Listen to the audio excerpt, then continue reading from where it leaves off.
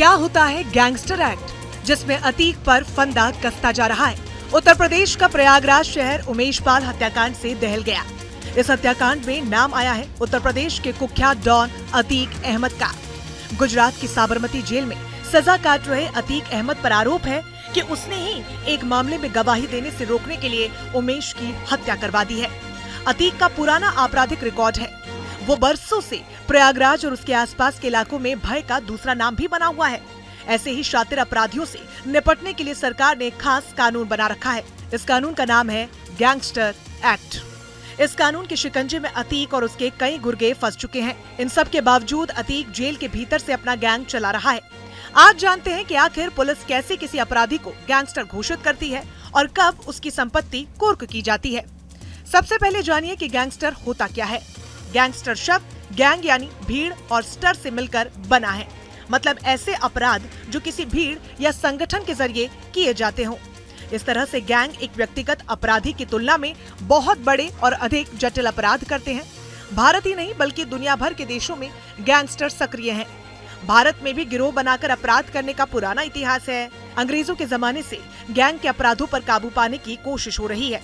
ऐसे गैंग्स को काबू में करने के लिए ही सरकार ने 1986 में गैंगस्टर एक्ट बनाया।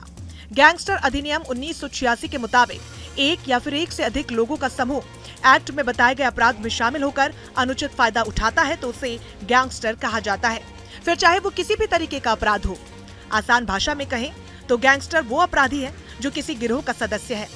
गैंगस्टर मूल रूप से उन लोगों पर लगाया जाता है जो संगठित होकर अपराध करते हैं। एक्सपर्ट्स के मुताबिक जो लोग हत्या, लूट, डकैती, रंगदारी वसूलने जैसे संगीन अपराध को अपने पेशे की तरह करते हैं वो गैंगस्टर कहलाते हैं।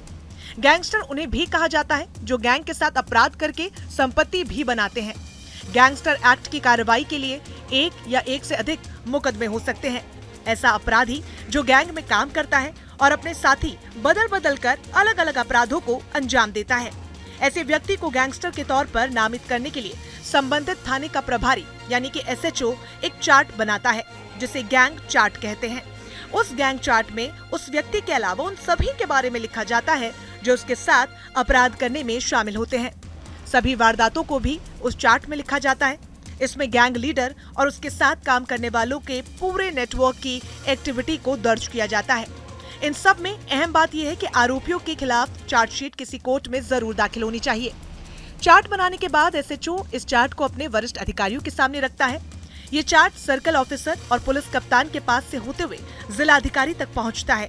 इसके बाद जिलाधिकारी भी इस गैंग चार्ट को अच्छी तरीके से देखता है। ये अधिकार जिलाधिकारी के पास होता है कि वो चार्ट में दर्ज अपराधी को गैंगस्टर मानता है या नहीं। अगर उसे लगता है कि आरोपी गैंगस्टर एक्ट के तहत आ रहा है तो वे गैंग चार्ट को मंजूरी दे देते हैं। इस तरह से आरोपी को गैंगस्टर घोषित कर दिया जाता है। वक्त की जरूरत के हिसाब से जैसे हर कानून में बदलाव होता है वैसे ही गैंगस्टर के कानून में भी बदलाव किए गए।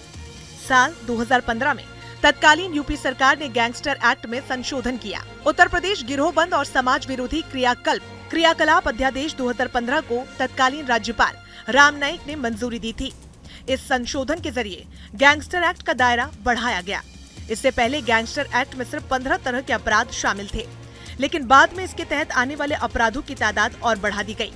नए शामिल किए गए अपराधों में बंधुआ मजदूरी, अंगों की तस्करी, मानव तस्करी, फर्जी करेंसी से जुड़े अपराध और भिक्षावृत्ति आदि शामिल हैं। बता दें कि गैंगस्टर एक्ट में दोषी अपराधी को कम से कम 2 साल और ज्यादा से ज्यादा 10 साल सजा दिए जाने का प्रावधान है।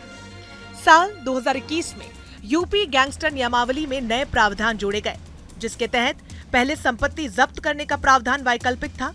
मामले की गंभीरता को देखते हुए ही संपत्ति की जब्ती पर कोई फैसला लिया जाता था, लेकिन साल 2021 के नए प्रावधान के जरिए गैंगस्टर एक्ट में संपत्ति जब्ती को जरूरी बना दिया गया। इसके साथ साथ डीएम के अधिकार और बढ़ा दिए गए।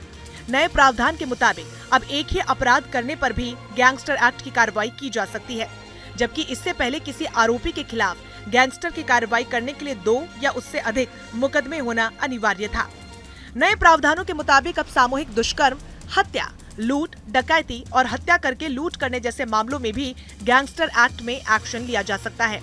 और यही नहीं, अब अगर कोई नाबालिग भी गंभीर अपराध करता है तो उसके खिलाफ भी डीएम की परमिशन लेकर गैंगस्टर एक्ट लगाया जा सकता है।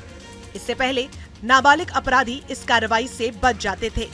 नए प्रावधान के मुताबिक गैंगस्टर एक्ट के मामले में अब जांच अधिकारी को विवेचना के दौरान या चार्जशीट दाखिल करते समय संपत्ति जब्त किए जाने की रिपोर्ट भी देनी होगी। अगर जांच अधिकारी ये रिपोर्ट नहीं देगा तो डीएम इसकी वजह एसएसपी से पूछ सकते हैं। साथ ही ऐसे मामले में डीएम जांच के आदेश भी दे सकते हैं। अगर कोई शातिर अपराधी प्रशासन और आम जनता के लिए लगातार सिरदर्द बना हुआ है तो प्रशासन उसकी संपत्ति पर भी एक्शन ले सकता है। ये एक्शन कुछ खास दंड प्रक्रिया संहिता और सीआरपीसी के तहत आता है।